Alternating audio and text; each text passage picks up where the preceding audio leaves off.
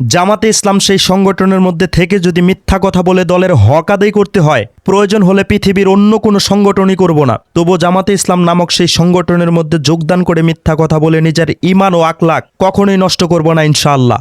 আমার প্রাণপ্রিয় ভাই ও বন্ধুরা, আপনারা হয়তো গতকালকে দেখেছেন সংসদের ভিতরে ইসলামী আন্দোলন বাংলাদেশের মনোনীত এমপি মুফতি মাহমুদুল হাসান অলিউল্লাহ বক্তব্য দিয়েছেন। সেই বক্তব্য শেষ হওয়ার সাথে সাথেই মাননীয় স্পিকার হাত পাখার সেই মনোনীত এমপিকে বলেন, দেখে দেখে পুরো বক্তব্য দেওয়া যাবে না। অথচ আমরা দেখতে পেয়েছি সেই সংসদের ভেতরে শুধু ইসলামী আন্দোলন বাংলাদেশের মনোনীত এমপি সাহেব দেখে দেখে বক্তব্য দিয়েছেন, বিষয়টা এমন নয়। আল্লামা দেলোয়ার হোসেন সাইদি সাহেবের ছেলেও দেখে দেখে সেখানে বক্তব্য দিয়েছেন। এমনকি আমাদের সম্মানিত প্রধানমন্ত্রী জনাব তারেক রহমান সাহেবকেও দেখে দেখে সেখানে বক্তব্য দিতে দেখা গিয়েছে। এমনকি জামাতে ইসলাম সেই সংগঠনের আমির ডক্টর শফিকুর রহমান সাহেবকেও দেখে দেখে সেখানে বক্তব্য দিতে দেখা গিয়েছে। তবে মাননীয় স্পিকার সাহেব এই কথাটা অন্য কাউকেই বলেননি, হাত পাখার একজন এমপি উনাকেই বলেছেন। তবে সংসদের ভিতরে অনেককেই লিখিত বক্তব্য দিতে দেখা গিয়েছে। তাই বলতে কি এই কথাটা শুধু ইসলামী আন্দোলন বাংলাদেশের মনোনীত এমপি সাহেবের জন্যই প্রযোজ্য? বিষয়টা কিন্তু এমন না। সেখানে বলেছে একজনকে, কিন্তু কথাটা সবার জন্যই প্রযোজ্য। আর সেই কথাটাকেই কেন্দ্র করে জামাতে ইসলাম সেই সংগঠনের কিছু ভাই ও বন্ধুদেরকে দেখা যাচ্ছে এত পরিমাণে ট্রোল করছে, মানে তাদের মধ্যে আনন্দের জোয়ার বয়ে গিয়েছে।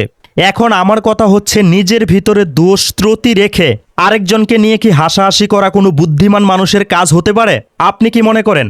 তবে যদি এমনটাই হতো যে ইসলামী আন্দোলন বাংলাদেশের মনোনীত এমপি সাহেবই শুধু সংসদের ভিতরে দেখে দেখে লিখিত বক্তব্য দিয়েছেন, তাহলে এটাকে নিয়ে তাদের ট্রোল করাটা মানাতো। আসলে তাদেরকে নিয়ে কি বলবো? আপনারা হয়তো অনেকেই জানেন তাদের মাথার মস্তিষ্কটা ঠিক কোথায় আছে। সেই সংগঠনেরই একজন সম্মানিত ভাই, যিনি সোশ্যাল মিডিয়ার মধ্যে কাজ করে থাকেন, অ্যানালাইসিস করে থাকেন, যার নাম সোলাইমান অ্যানালাইসিস।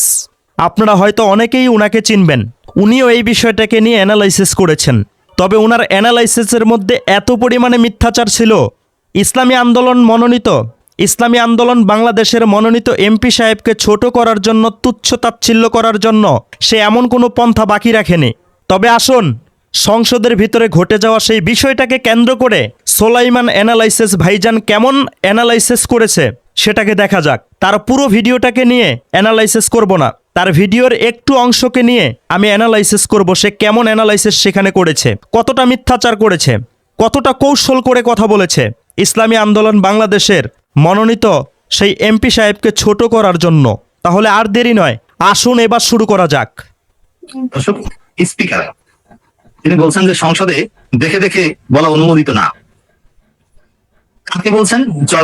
চরমনাইর এমপির বক্তব্যের মধ্যে শেষে মানে তাকে কঠিন অপমান করেছে। চরমনাই একজন এমপি পেয়েছে, সেই এমপি যেভাবেই হোক না কেন তাকে নেগেটিভ রিপ্রেজেন্ট করা হয়েছে যে তিনি বক্তব্য দিতে পারেন না, দেখে দেখে রিডিং করেন। সেটা আবার স্পিকার থামিয়ে দেন, আবার বলেন যে না, দেখে দেখে এভাবে পড়া যাবে না। আপনি নোট রাখবেন, আপনি নোট পয়েন্ট দেখবেন, কিন্তু সব রিডিং করবেন এটা হবে না। সংসদে দেখে দেখে কথা বলাটা অনুমোদিত না। কাকে বলেছেন? চরমনাইয়ের মনোনীত এমপি সাহেবকে বলেছেন। চরমভাবে অপমানিত করেছেন চরমনাইয়ের সেই মনোনীত এমপি সাহেবকে। এখন আমার কথা হচ্ছে, একই কাজ তো আপনাদের সংগঠনের মানুষও করেছে, দেখে দেখে তো তারাও সেখানে বক্তব্য দিয়েছে। ডক্টর শফিকুর রহমান সাহেব দেখে দেখে বক্তব্য দিয়েছে। তাহলে কি সেই কথাটা ডক্টর শফিকুর রহমান সাহেবের জন্য প্রযোজ্য নয়? আল্লামা দেলোয়ার হোসেন সাইদি সাহেবের ছেলেও দেখে দেখে সেখানে বক্তব্য দিয়েছে। তাহলে কি সেই অপমানটা দেলোয়ার হোসেন সাইদির ছেলের জন্য প্রযোজ্য নয়?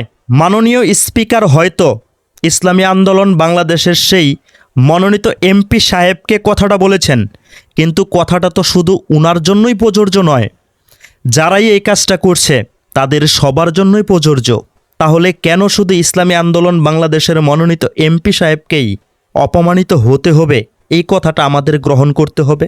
দেখে দেখে সংসদে বক্তব্য দেওয়ার কারণে যদি ইসলামী আন্দোলন বাংলাদেশের মনোনীত এমপি সাহেব অপমানিত হন, তাহলে সবচাইতে বেশি অপমানিত হয়েছে জামাতে ইসলাম সেই সংগঠনের প্রধান আমির ডক্টর শফিকুর রহমান। কারণ তিনিও দেখে দেখে সেখানে বক্তব্য দিয়েছেন। একজন দলের আমির সাহেব হয়ে না দেখে বক্তব্য দিতে পারেননি, তাহলে তিনি হলো সবচাইতে বেশি অপমানিত। আপনার অ্যানালাইসিসের উপরে ভিত্তি করে আমার এই কথাগুলোকে বলতে হচ্ছে।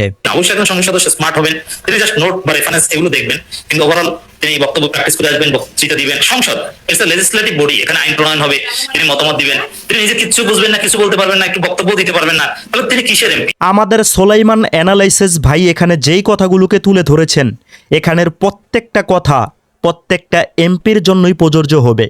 শুধু ইসলামী আন্দোলন বাংলাদেশের মনোনীত এমপি সাহেবের জন্য এই কথাগুলো প্রযোজ্য নয়, প্রত্যেকটা এমপির জন্যই এই কথাগুলো প্রযোজ্য। আর যদি শুধু ইসলামী আন্দোলন বাংলাদেশের সেই মনোনীত এমপি সাহেবকেই টার্গেট করে কথাগুলো বলে থাকেন, তাহলে আমি বলবো দাহা মিথ্যা কথা বলছেন, একঘেয়ালি করে কথা বলছেন। যদি একজনকে টার্গেট করে কথাগুলো বলে থাকেন, কারণ ওনার বিশ্লেষণ সবার জন্যই প্রযোজ্য, এই কথাগুলো অন্তত। চরমনের এমপি রিডিং করে মোটামুটি ভালো অপমানিত হচ্ছেন, স্পিকার অপমান করে দিয়েছে। যদিও জামাতের মাসুদ সাইদির ক্ষেত্রে বলেছে, কিন্তু মাসুদ সাইদি যে ভালো বক্তা এতে তো কোনো সন্দেহ নেই। আর মাসুদ সাইদি যে কোনো সময় মুখস্থ বক্তব্য, উপস্থিত বক্তব্য দিতে পারেন, তার অভিজ্ঞতা আছে। তিনি কিন্তু এখানে নিজেই মাসুদ সাইদির কথা উল্লেখ করেছেন। মাননীয় স্পিকার সাহেব শুধু ইসলামী আন্দোলন বাংলাদেশের সেই সংগঠনের মনোনীত এমপি সাহেবকে এই কথাটা বলেননি, এই কথাটা মাসুদ সাইদি সাহেবকে সহকারে বলা হয়েছে। তবে সোলাইমান অ্যানালাইসিসের বিশ্বাস মাসুদ সাইদি সাহেব অনেক স্মার্ট একজন বক্তা। সে একটু প্র্যাকটিস করলেই সংসদে এসে উড়াধুরা কথা বলতে পারবে, কারণ সে অনেক অভিজ্ঞ। উনি যদি অভিজ্ঞ হয়ে থাকে তাহলে তো মুফতি মাহমুদুল হাসান অলিউল্লাহ তিনিও অনেক অভিজ্ঞ, তিনিও লক্ষ লক্ষ মানুষের সামনে বক্তব্য দিয়ে থাকেন। তিনি একজন আকাবির, তিনি একজন মুফতি, তিনি একজন অনেক বড় মাপের আলেম, তিনিও কোনো অংশে পিছিয়ে নেই। আমরা দেখছি যে তারেক রহমান তার বক্তব্যের একটা বড় অংশ দেখে দেখে দিয়েছেন, বরং না দেখে বক্তব্য দিয়েছেন পুরোটাই আমির জামাত, প্রধান বিরোধী দলীয় নেতা। আমাদের প্রাণপ্রিয় সোলাইমান অ্যানালাইসিস ভাই এখানে খুব গুরুত্বপূর্ণ হাস্যকর কিছু কথা বলেছেন। ডক্টর শফিকুর রহমান সাহেবকে বড় করতে গিয়ে মাননীয় প্রধানমন্ত্রী জনাব তারেক রহমান সাহেবকে যেন একটু ছোট করে দেখেছেন। জনাব তারেক রহমান সাহেবও নাকি না দেখে বক্তব্য দিতে পারেননি, তবে পুরো বক্তব্যটাই নাকি জামাতে ইসলাম বাংলাদেশ সেই সংগঠনের প্রধান আমির ডক্টর শফিকুর রহমান সাহেব না দেখেই পুরো বক্তব্য দিয়েছেন। এখানেই সোলাইমান অ্যানালাইসিস ভাই দাহা মিথ্যা কথা বলেছেন। মাননীয় প্রধানমন্ত্রী জনাব তারেক রহমান সাহেব দেখে দেখে বক্তব্য দিয়েছেন ঠিক, তবে জামাতে ইসলাম সেই সংগঠনের প্রধান আমির ডক্টর শফিকুর রহমান সাহেব তিনিও কিন্তু দেখে দেখে বক্তব্য দিয়েছেন। আসুন আমরা দেখার চেষ্টা করি ডক্টর শফিকুর রহমান সাহেব দেখে দেখে বক্তব্য দিয়েছেন কিনা। পরিষদ সদস্য হিসাবে শপথ গ্রহণ করিবেন এবং অনুরূপ শপথ পত্রে স্বাক্ষর দান করিবেন। আমি অত্যন্ত বিনয়ের সাথে আপনার দৃষ্টি আকর্ষণ করছি, সংসদে দেখে দেখে পড়া অ্যালাউড না। আপনি নোট রাখবেন, একবার তাকিয়ে তারপরে হাউসের দিকে তাকিয়ে বক্তব্য রাখবেন। আগামীতে এটাই আশা করি, এটাই সংসদের রেওয়াজ। ধন্যবাদ। আমি ফাইসা গেছি, আমি ফাইসা গেছি, আমি ফাইসা গেছি মাইন কারছি। আপনারা হয়তো স্পষ্টভাবেই দেখতে পেয়েছেন জামাতে ইসলাম সেই সংগঠনের প্রধান আমির ডক্টর শফিকুর রহমান সাহেব দেখে দেখে বক্তব্য দিয়েছেন। তাহলে একবার চিন্তা ভাবনা করে দেখুন, আমাদের সোলাইমান অ্যানালাইসিস ভাই ঘটে যাওয়া ঘটনাগুলো বর্তমান প্রেক্ষাপট অনুযায়ী তিনি অ্যানালাইসিস করে থাকেন, তবে ওনার অ্যানালাইসিসের ভিতরে কতটা সত্যতা লুকিয়ে থাকে, কতটা বাস্তবমুখী লুকিয়ে থাকে সেটা কিন্তু আপনারা অলরেডি বুঝে গিয়েছেন। তবে সোলাইমান অ্যানালাইসিস ভাইজানের কথা শুনে, ওনার অ্যানালাইসিস ভিডিওগুলো দেখে ইসলামী আন্দোলন বাংলাদেশকে অন্য চোখে দেখেন। আজই আপনার চিন্তা ভাবনা চেঞ্জ করে ফেলুন, একদম কাছে গিয়ে দেখুন, যাচাই বাছাই করে দেখুন। সোলাইমান অ্যানালাইসিস ভাই তিনি কিন্তু সব কথা সত্য কথা বলেন না, তিনি তার সংগঠনকে উপরে রাখার জন্য অসংখ্য অগণিত মিথ্যাচার করে থাকেন। আমি সম্পূর্ণ ভিডিও এখানে তুলে ধরিনি, পুরো ভিডিও থেকে মাত্র কয়েক সেকেন্ড এখানে তুলে ধরেছি। যেই অংশটুকু প্রয়োজন বলে মনে করেছি সেই অংশটুকু তুলে ধরেছি, তা আবার সম্পূর্ণ ভিডিও থেকে না, ভিডিওর প্রথম অংশ থেকেই সেই কথাগুলোকে এখানে তুলে ধরা হয়েছে। তবে অনেকেই ওনার ভিডিও দেখে, ওনার কথা শুনে আমার ভিডিওর কমেন্টে লিখে জামাতে ইসলাম সেই সংগঠন থেকে নাকি উনি টাকা খেয়ে সেই জামাতে ইসলাম সংগঠনের পক্ষে কথা বলে আর অন্যান্য সংগঠনের সম্পর্কে মিথ্যাচার করে। আমি কিন্তু বলছি না, আমার ভিডিওর কমেন্টে অনেকেই লিখেছে। আপনাদের যদি বিশ্বাস করতে কষ্ট হয় তাহলে আমার ইউটিউব চ্যানেলের ভিডিওর কমেন্টগুলো আপনারা খেয়াল করে দেখুন, চেক করে দেখুন, তাহলেই আপনারা বুঝতে পারবেন আমার এই কথাটা সত্য নাকি আমি ভুল বলেছি।